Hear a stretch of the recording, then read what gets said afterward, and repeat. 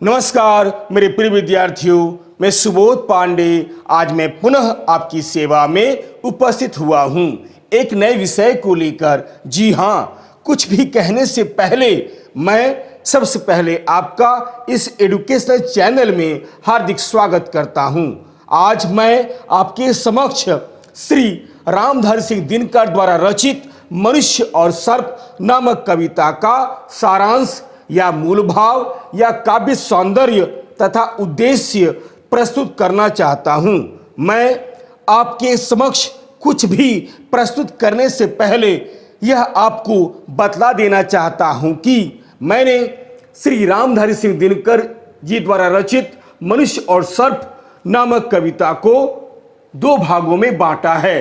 प्रथम भाग में मैं केवल श्री रामधारी सिंह दिनकर जी का सामान्य परिचय देने के बाद उनके द्वारा रचित मनुष्य और सर्प नामक कविता का सारांश या मूल भाव या काव्य सौंदर्य तथा उद्देश्य प्रस्तुत करूंगा, और दूसरे भाग में मैं केवल मनुष्य और सर्प नामक कविता का मूल भाव बतलाने के बाद उसकी सप्रसंग व्याख्या शब्दार्थ के साथ प्रस्तुत करूंगा।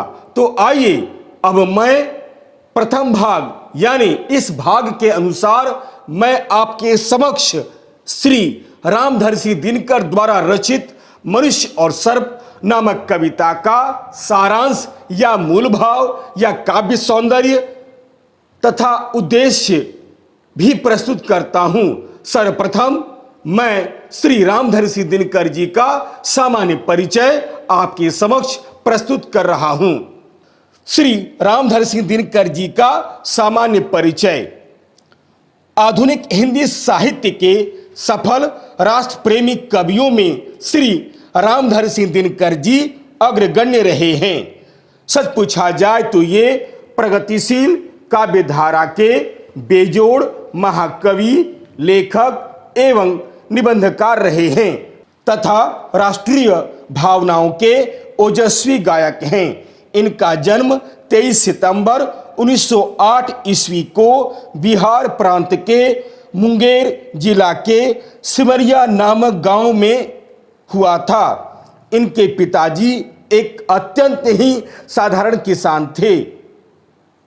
जब ये केवल 2 साल के थे तभी उनके पिता का स्वर्गवास हो गया। इनकी विधवा माता जी ने इनकी शिक्षा का प्रबंध किया। ये मोकामा घाट से मैट्रिक परीक्षा उत्तीर्ण करने के बाद पटना विश्वविद्यालय में प्रविष्ट हुए। वहां से इन्होंने बीए ऑनर्स की परीक्षा उत्तीर्ण की। कहा जाता है कि गुदड़ी में ही लाल छिपे होते हैं। यह कहावत इन पर पूरी तरह चरितार्थ होती है। ये बचपन से ही बड़े ही मेधावी छात्र थे। छात्र जीवन से ही इनमें कविता के संस्कार अंकुरित हो गए थे। हाई स्कूल पास करने के बाद ही इनकी प्रणभंग नामक पुस्तक प्रकाशित हो गई थी। परीक्षा समाप्त करके ये HE स्कूल मोकामा घाट में प्रधानाचार्य के रूप में नियुक्त हो गए। वहाँ कुछ दिन कार्य करने के पश्चात ये सब रजिस्ट्रार हो गए। इसके बाद बिहार सरकार के प्रचार विभाग के उप निर्देशक के पद पर भी नियुक्त हुए। कुछ समय तक इन्होंने मुजफ्फरपुर के डिग्री कॉलेज में विभागाध्यक्ष के पद पर भी कार्य किया। इनकी सेवाओं तथा गुणों से प्रभावित होकर तत्कालीन राष्ट्रपति ने इन्हें राज्यसभा का सदस्य मनोनीत किया। आप भागलपुर विश्वविद्यालय के उप कुलपति भी रहे थे। भारत सरकार द्वारा वे पद्म भूषण से भी अलंकृत हुए थे। हिंदी के ऐसे महान कवि का स्वर्गवास 24 अप्रैल 1974 ईस्वी को हो गया। कृतियां। श्री रामधारी सिंह दिनकर बहुमुखी प्रतिभा के धनी साहित्यकार थे। इन्होंने प्रबंध तथा मुक्तक दोनों ही प्रकार के काव्य लिखे हैं। पद्य की भांति गद्य पर भी इनका समान अधिकार था। इनकी प्रमुख रचनाएं निम्नलिखित है। काव्य ग्रंथ रेणुका, द्वंद्व गीत, हुंकार, रसवंती, चक्रवाल, धूप छाह, कुरुक्षेत्र, रश्मिरथी, सामधेनी, नीलकुसुम, सीपी और शंख, उर्वशी, परशुराम की प्रतीक्षा, हारे को हरि नाम, बापू, इतिहास के आंसू। गद्य साहित्य संस्कृत के 4 अध्याय, अर्धनारीश्वर, रेती के फूल तथा उजली आग आदि।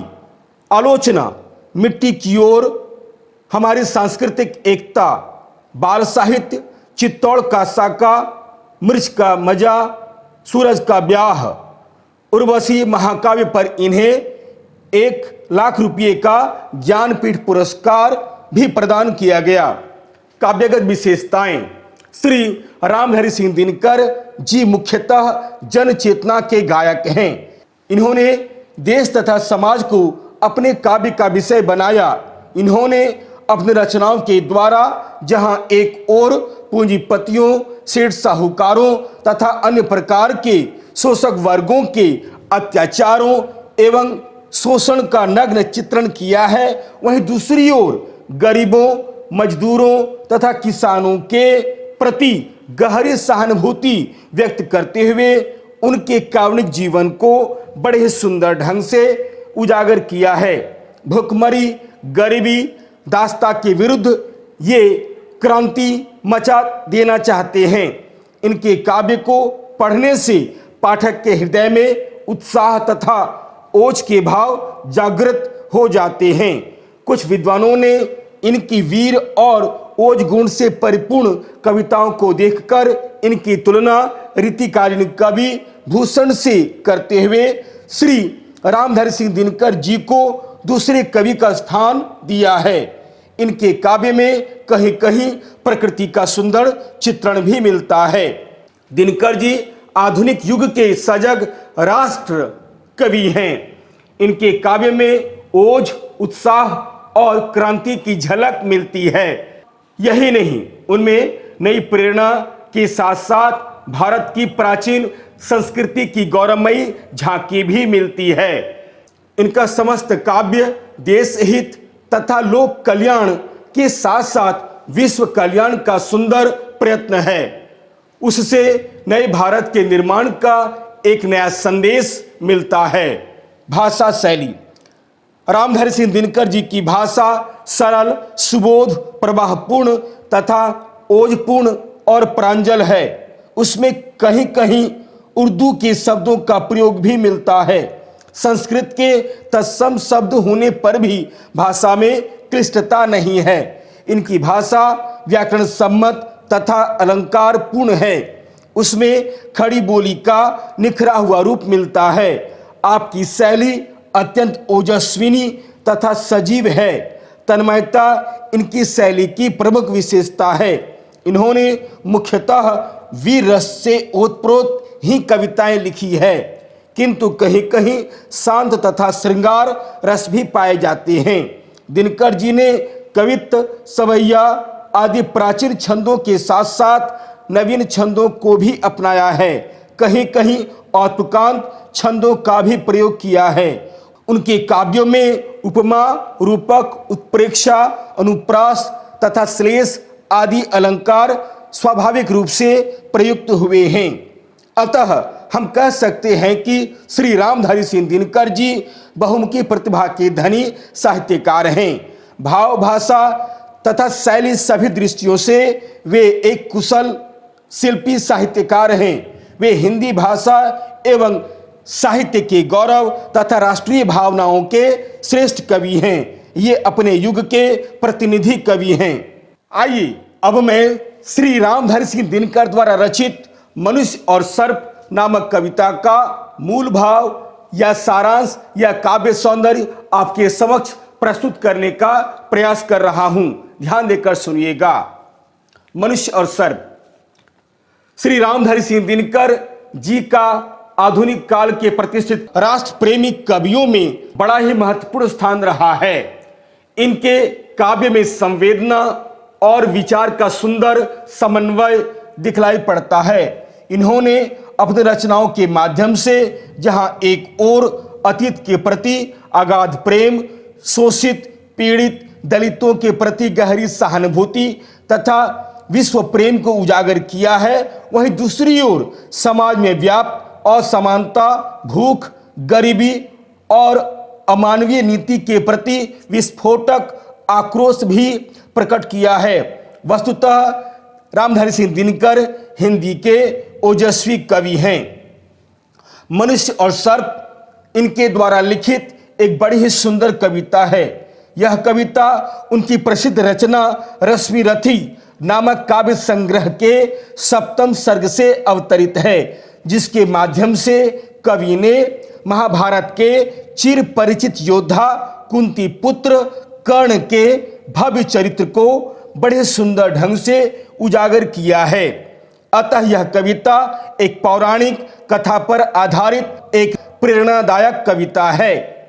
महाभारत युद्ध के दौरान एक दिन जब कर्ण अर्जुन से युद्ध कर रहा था, तो अर्जुन के पूर्व शत्रु अश्वसेन नामक सर्प ने अर्जुन का वध करने में कर्ण की सहायता का प्रस्ताव रखा, परंतु स्वाभिमानी कर्ण ने न केवल उसे ठुकरा दिया, अपितु अपने आदर्श चरित्र एवं आचरण विरुद्ध कार्य करके अपने पर कलंक लगाने से इनकार कर दिया।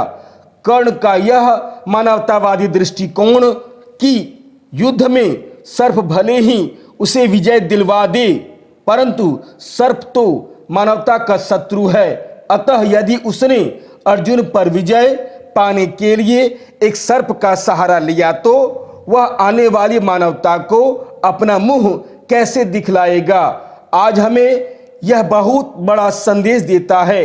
यही नहीं, इस कविता के माध्यम से कवि ने महाभारत की एक प्रसिद्ध प्रसंग के आधार पर कर्ण की मानवतावादी दृष्टिकोण को उद्घाटित करते हुए मानवतावादी विचारों को जनमानस के सम्मुख रखने का प्रयत्न किया है, जिसमें कवि को पर्याप्त सफलता मिली है।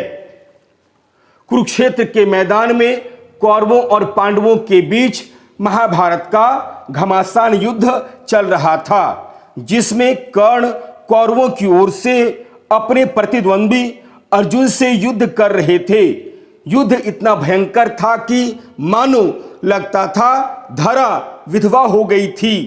इस युद्ध में मानव की आंतरिक ज्वाला प्रस्फुटित हुई थी। युद्ध के मैदान में गज और अश्वों के रुधिर यानी खून के साथ ही साथ मनुष्यों का भी रुधिर यानी खून एक साथ मिलकर बह रहा था।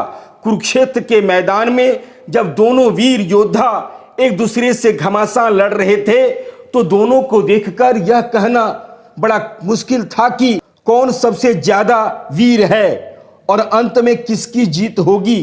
कारण दोनों योद्धा देखने में कुशल, धनुर्धारी, बलवान, समर्थयुक्त एवं अत्यंत शक्तिशाली प्रतीत होते थे। कोई किसी से कम नहीं लग रहा था। कवि के शब्दों में चल रहा महाभारत का रण, जल रहा धरित्री का सुहाग, फट कुरुक्षेत्र में खेल रही नर के भीतर की कुटिल आग, बाजियों गजों की लोथों में गिर रहे मनुज के छिन्न अंग, बह रहा चतुष्पद और द्विपद का रुधिर मिश्र हो एक संग, गत्वर गैरेय सुधर भूधर से लिए रक्त रंजित शरीर, थे जूझ रहे कौन्तेय कर्ण क्षण क्षण करते गर्जन गंभीर, दोनों रणकुशल धनुर्धर नर, दोनों संबल दोनों समर्थ, दोनों पर दोनों की अमोघ थी विसिक विष्टि हो रही व्यर्थ। एक दिन की बात है जब कर्ण और अर्जुन के बीच युद्ध चल रहा था, तभी अचानक कर्ण के तरकस में एक विषैला तथा भयंकर सर्प प्रकट होता है। कर्ण ने उससे उसका परिचय पूछा तो उसने बतलाया कि वह सर्पों का राजा है, उसका नाम अश्वसेन है और वह तक्षक नाग का पुत्र है। अर्जुन से उसका जन्मजात वैर है।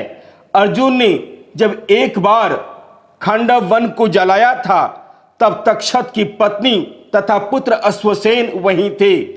अश्वसेन की माता अपने बेटे और अपनी जान बचाने के लिए उसे मुंह में दबाकर आकाश में उड़ गई, मगर अर्जुन ने उसका मस्तक बाण से काट डाला।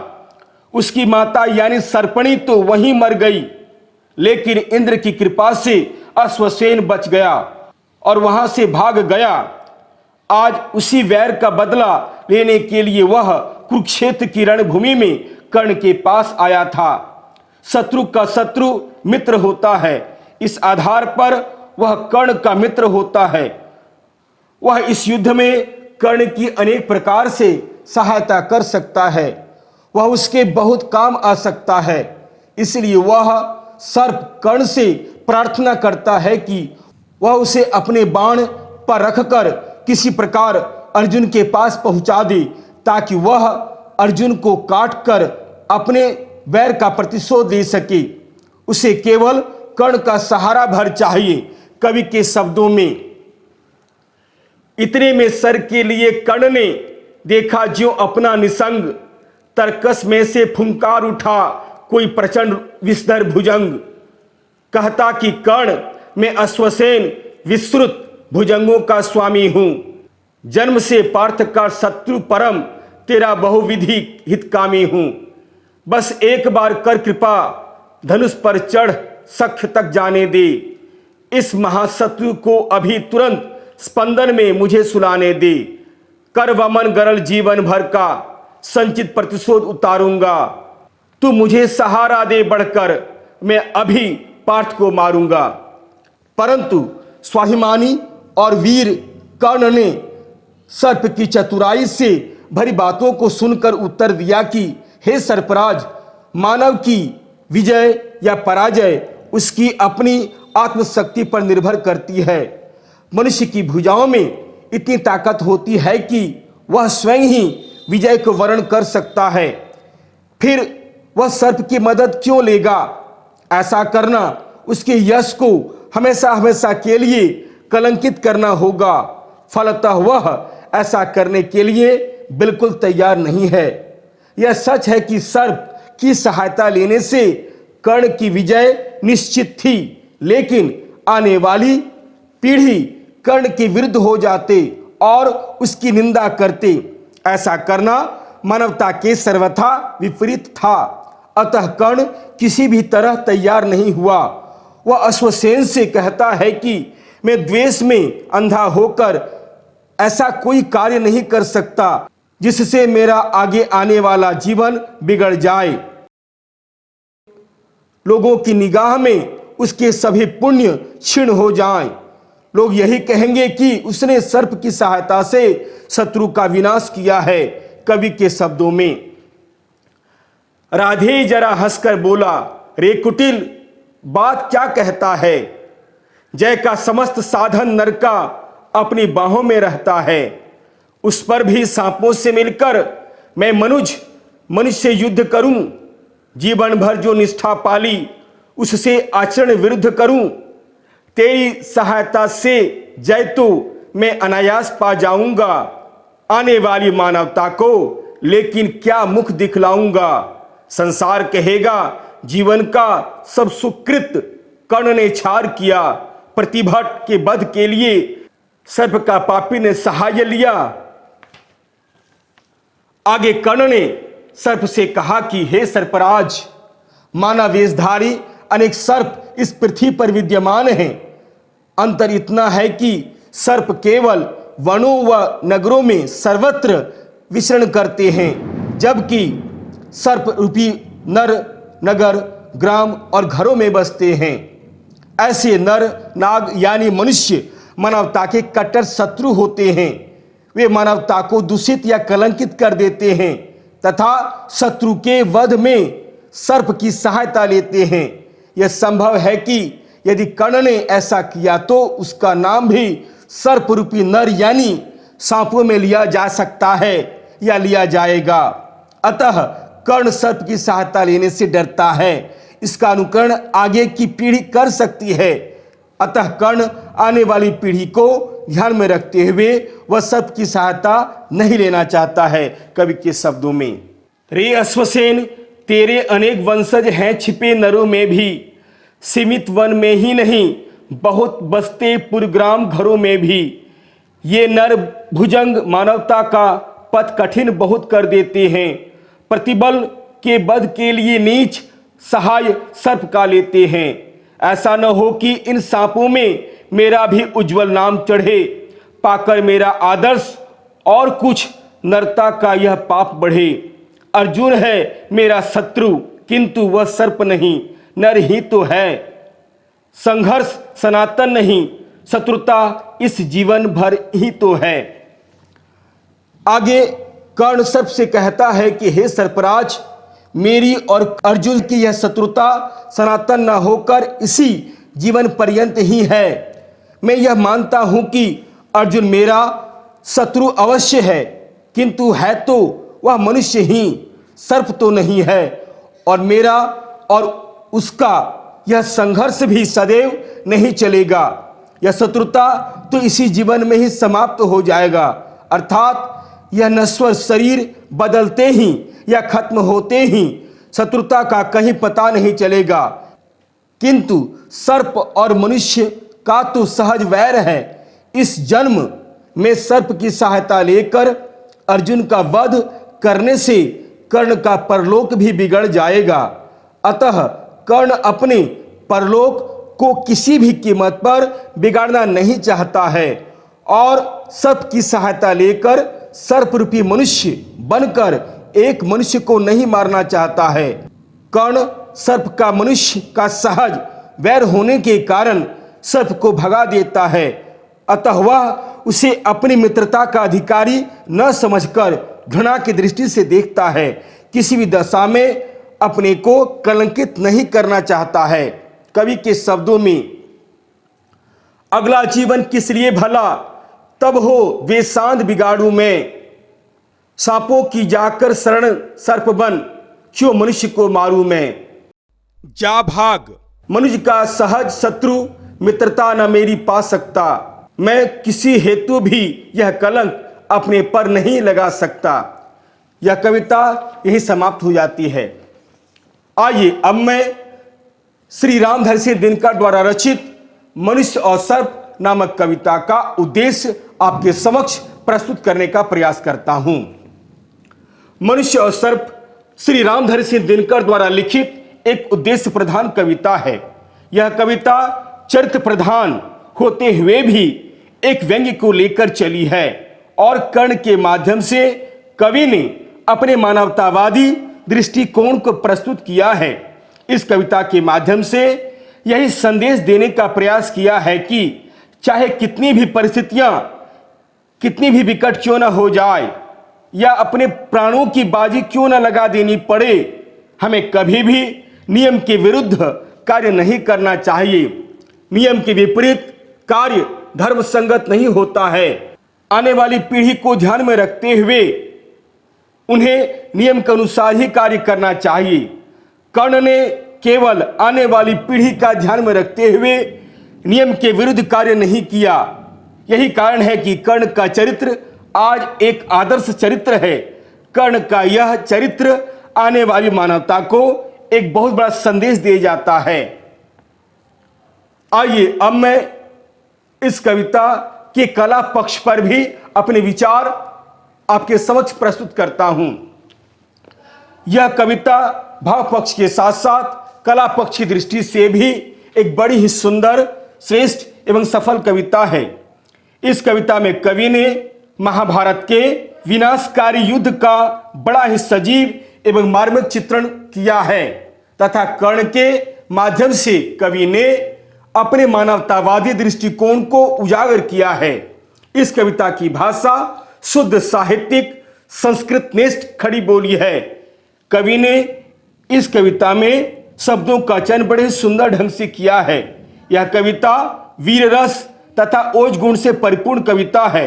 इस कविता में कवि ने स्थान स्थान पर रूपक, अनुप्रास तथा रूपाशयोक्ति अलंकारों का बड़ा ही सुंदर प्रयोग किया है। साथ ही साथ इन्होंने कवित्व, सवैया आदि प्राचीन छंदों के साथ ही साथ नवीन छंदों को भी अपनाया है।